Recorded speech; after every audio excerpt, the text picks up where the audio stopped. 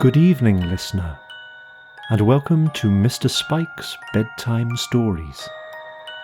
I do hope you are sitting comfortably. You are? Very good.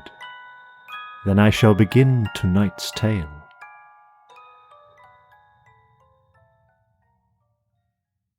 The Flowering of the Strange Orchid by H.G. Wells. The buying of orchids always has in it a certain speculative flavour. You have before you the brown, shrivelled lump of tissue, and for the rest you must trust your judgment, or the auctioneer, or your good luck, as your taste may incline. The plant may be moribund or dead, or it may be just a respectable purchase, fair value for your money. Or perhaps, for the thing has happened again and again, there slowly unfolds before the delighted eyes of the happy purchaser, day after day, some new variety, some novel richness, a strange twist of the labellum, or some subtler coloration, or unexpected mimicry. Pride, beauty, and profit blossom together on one delicate green spike, and it may be even immortality. For the new miracle of nature may stand in need of a new specific name, and what so convenient as that of its discoverer, John Smithia? There have been worse names. It was perhaps the hope of some such happy discovery that made Winter Wedderburn such a frequent attendant at these sales. That hope, and also maybe the fact that he had nothing else of the slightest interest to do in the world. He was a shy, lonely, rather ineffectual man, provided with just enough income to keep off the spur of necessity, and not enough nervous energy to make him seek any exacting employments. He might have collected stamps or coins, or translated Horace, or bound books, or invented new species of diatoms. But, as it happened, he grew orchids, and had one ambitious little hothouse. "I have a fancy," he said over his coffee, "that something is going to happen to me today." He spoke, as he moved and thought, slowly.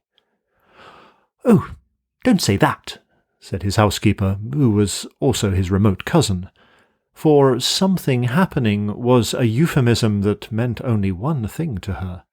"Oh, you misunderstand me. I meant nothing unpleasant, though what I do mean I scarcely know. Today," he continued after a pause, "Peters are going to sell a batch of plants from the Andamans in the Indies.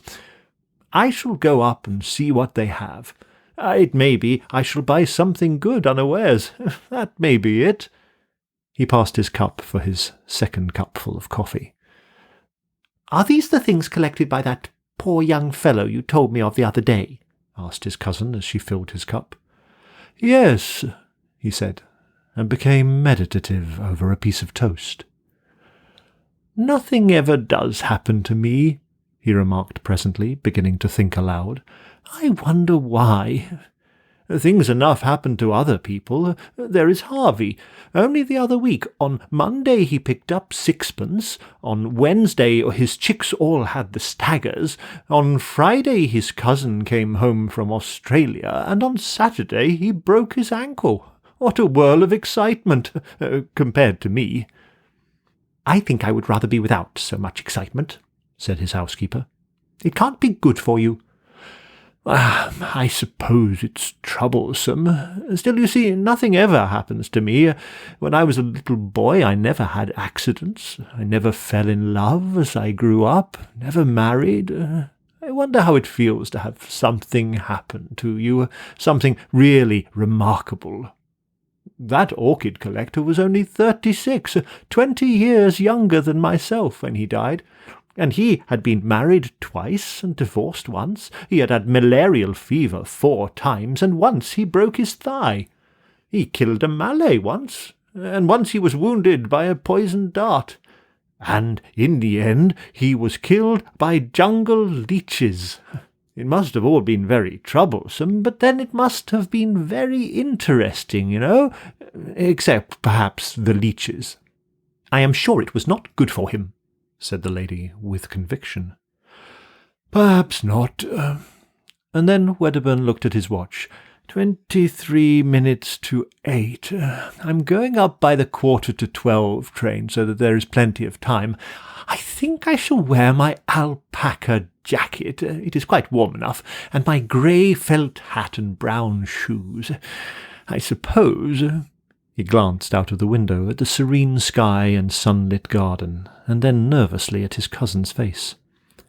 "I think you had better take an umbrella if you're going to London," she said in a voice that admitted of no denial. "There's all between here and the station coming back." When he returned, he was in a state of mild excitement. He had made a purchase. It was rare that he could make up his mind quickly enough to buy, but this time he had done so. "There are Vandas," he said, "and a dendrobe, and some paleonophis." He surveyed his purchases lovingly as he consumed his soup. They were laid out on the spotless tablecloth before him, and he was telling his cousin all about them as he slowly meandered through his dinner. It was his custom to live all his visits to London over again in the evening for her and his own entertainment. "I knew something would happen today, and I've bought all these. Some of them, I feel sure, you know, that some of them will be remarkable. I don't know how it is, but I feel just as sure as if someone had told me that some of these will turn out remarkable. That one," he pointed to a shriveled rhizome, "was not identified. It may be a paleonophis, or it may not. It may be a new species, or even a new genus. And it was the last thing that poor Batten ever collected." "I don't like the look of it," said his housekeeper. "It's such an ugly shape." "To me it scarcely seems to have a shape." "I don't like those things that stick out," said his housekeeper. "It shall be put away tomorrow." "It looks," said the housekeeper, "like a spider shamming dead." Wedderburn smiled and surveyed the root with his head on one side. "It is certainly not a pretty lump of stuff, but you can never judge of these things from their dry appearance. It may turn out to be a very beautiful orchid indeed. How busy I shall be tomorrow! I must see tonight just exactly what to do with these things, and tomorrow I shall set to work." "They found poor Batten lying dead or dying in a mangrove swamp, I forget which," he began again presently, "with one of these very orchids crushed up under his body. He had been unwell for some days with some kind of native fever, and I suppose he fainted. These mangrove swamps are very unwholesome. Every drop of blood, they say, was taken out of him by the jungle leeches. It may be that very plant that cost him his life to obtain. I think none the better of it for that." "Men must work, though women may weep," said Wedderburn, with profound gravity. "Fancy dying away from every comfort in a nasty swamp. Fancy being ill of fever with nothing to take but chlorodyne and quinine. If men were left to themselves, they would live on chlorodyne and quinine, and no one round you but horrible natives. They say the Andaman Islanders are most disgusting wretches, and anyhow they can scarcely make good nurses, not having the necessary training. And just for people in England to have orchids. I don't suppose it was comfortable, but some men seem to enjoy that kind of thing," said Wedderburn. "Anyhow, the natives of his party were sufficiently civilized to take care of all his collection until his colleague, who was an ornithologist, came back again from the interior, though they could not tell the species of the orchid, and let it wither. And it makes these things more interesting." "It makes them disgusting. I should be afraid of some of the malaria clinging to them. And just think, there has been a dead body lying across that ugly thing. I never thought of that before. There, I declare, I cannot eat another mouthful of dinner." "I will take them off the table if you like, and put them in the window-seat. I can see them just as well there." The next few days he was indeed singularly busy in his steamy little hothouse, fussing about with charcoal, lumps of teak, moss, and all the other mysteries of the orchid cultivator. He considered he was having a wonderfully eventful time. In the evening he would talk about these new orchids to his friends, and over again he reverted to his expectation of something strange. Several of the Vandas and the Dendrobium died under his care, but presently the strange orchid began to show signs of life. He was delighted, and took his housekeeper right away from jam-making to see it at once, directly he made the discovery. "That is a bud," he said, "and presently there will be a lot of leaves there, and those little things coming out here are the aerial rootlets. They look to me like little white fingers poking out of the brown. I don't like them," said his housekeeper. "Why not?" "I don't know. They look like fingers trying to get at you. I can't help my likes and dislikes." "I don't know for certain, but I don't think there are any orchids I know that have aerial rootlets quite like that. It may be my fancy, of course. You see they are a little flattened at the ends." "I don't like 'em," said his housekeeper, suddenly shivering and turning away. "I know it's very silly of me, and I'm very sorry, particularly as you like the thing so much, but I can't help thinking of that corpse." "But it may not be that particular plant. That was merely a guess of mine." His housekeeper shrugged her shoulders. "Anyhow, I don't like it," she said. Wedderburn felt a little hurt at her dislike to the plant, but that did not prevent his talking to her about orchids generally, and this orchid in particular, whenever he felt inclined. "There are such queer things about orchids," he said one day, "such possibilities of surprises.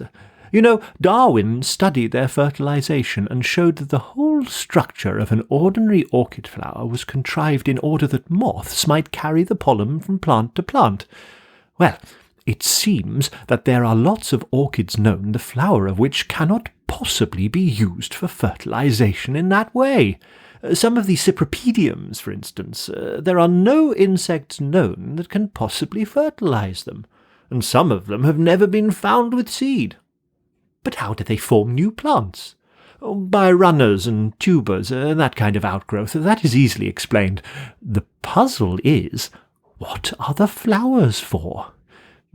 Very likely," he added, "my orchid may be something extraordinary in that way. If so, I shall study it. I have often thought of making researches, as Darwin did, but hitherto I have not found the time, or something else has happened to prevent it. The leaves are beginning to unfold now. I do wish you would come and see them." But she said that the orchid house was so hot it gave her the headache. She had seen the plant once again, and the aerial rootlets, which were now some of them more than a foot long, had unfortunately reminded her of tentacles reaching out after something, and they had got into her dreams, growing after her with incredible rapidity.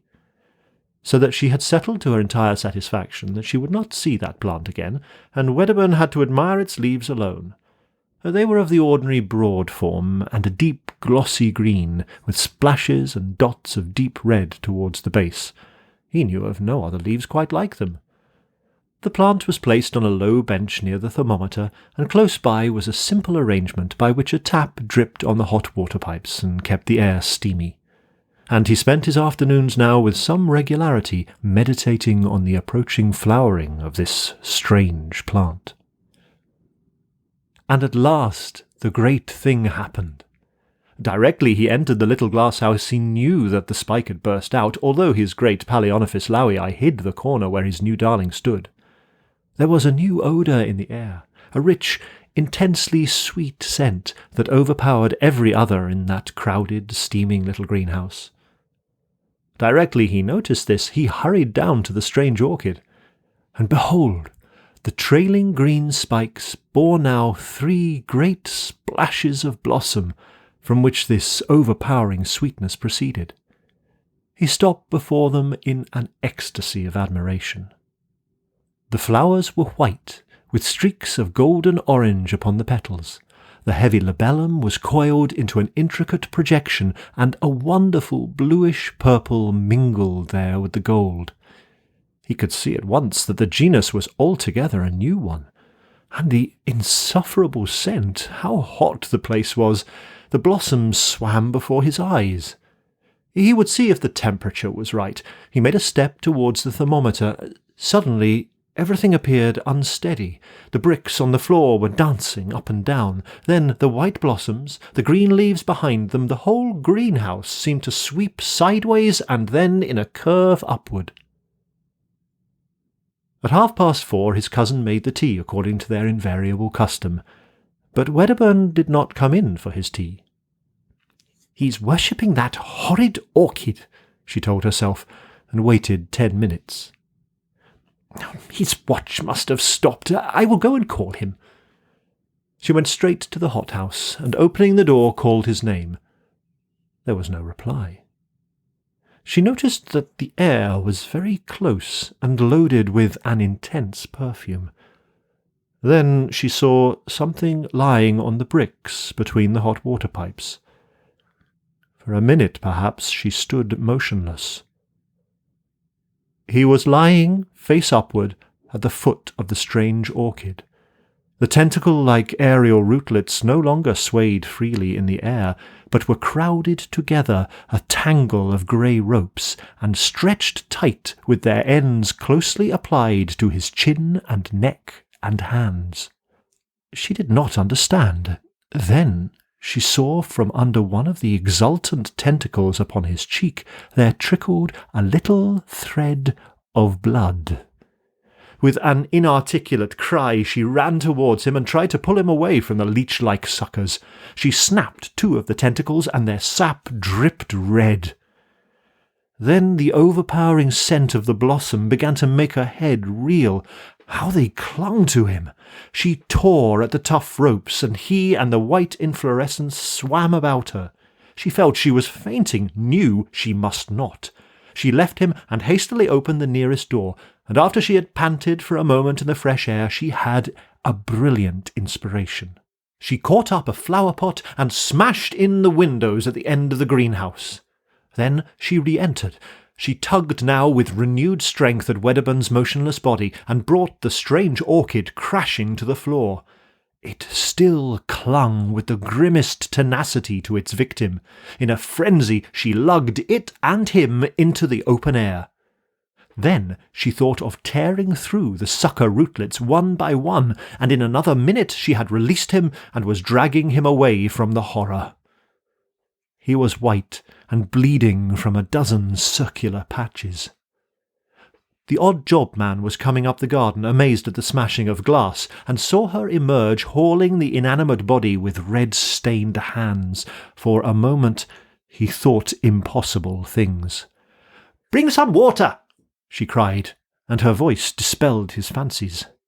When, with unnatural alacrity, he returned with the water, he found her weeping with excitement, and with Wedderburn's head upon her knee, wiping the blood from his face. "What's the matter?" said Wedderburn, opening his eyes feebly and closing them again at once. "Go and tell Annie to come out here to me, and then go for Dr. Haddon at once," she said to the odd job man so soon as he brought the water, and added, seeing he hesitated, "I will tell you all about it when you come back." Presently Wedderburn opened his eyes again, and seeing that he was troubled by the puzzle of his position, she explained to him, "You fainted in the hothouse." "And the orchid?" "I will see to that," she said. Wedderburn had lost a good deal of blood, but beyond that he had suffered no very great injury. They gave him brandy mixed with some pink extract of meat, and carried him upstairs to bed. His housekeeper told her incredible story in fragments to Dr. Haddon. "Come to the orchid house and see," she said. The cold outer air was blowing in through the open door, and the sickly perfume was almost dispelled. Most of the torn aerial rootlets lay already withered amidst a number of dark stains upon the bricks. The stem of the inflorescence was broken by the fall of the plant, and the flowers were growing limp and brown at the edges of the petals. The doctor stooped towards it, then saw that one of the aerial rootlets still stirred feebly, and hesitated. The next morning the strange orchid still lay there, black now and putrescent. The door banged intermittently in the morning breeze, and all the array of Wedderburn's orchids was shriveled and prostrate. But Wedderburn himself was bright and garrulous upstairs in the story of his strange adventure.